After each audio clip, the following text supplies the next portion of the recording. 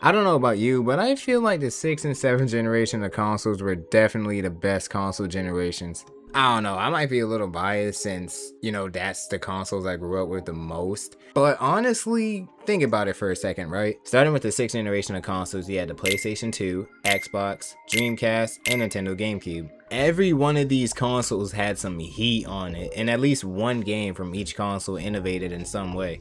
Online gaming on console was starting to crop up around this time, and you had games like Phantasy Star Online 2 on the Dreamcast or Final Fantasy 11 on the PS2, which helped pretty much revolutionize MMOs on console. Then on the Xbox side, you had games like Halo 2, which revolutionized online gaming in general, I would say. And the GameCube, honestly, to my knowledge, I don't think the GameCube had any online games, but what it did have was some heat.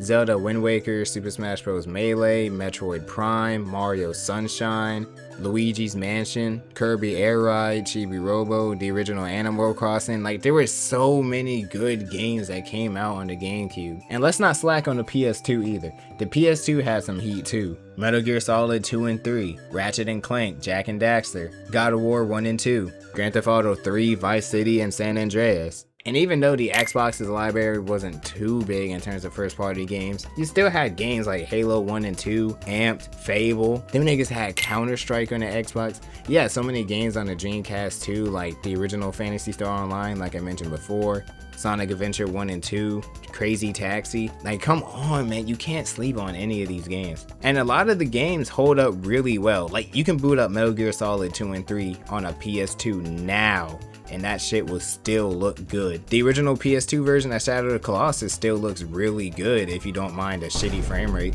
Like, this is still relevant today, but games with beautiful art styles tend to hold up way better in the future, graphically speaking.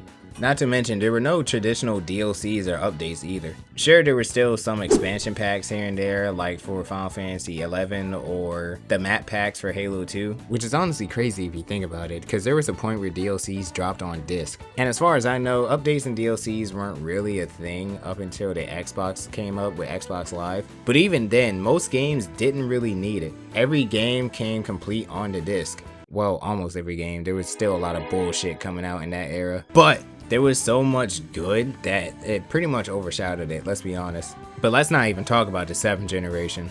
The 7th generation was heat too.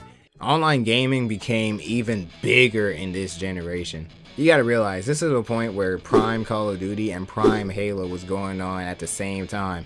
Even if you ignore the multiplayer, both series still had amazing storylines. And speaking of other single player games, the games in this generation, bruh, oh my god. Both first and third party went absolutely stupid.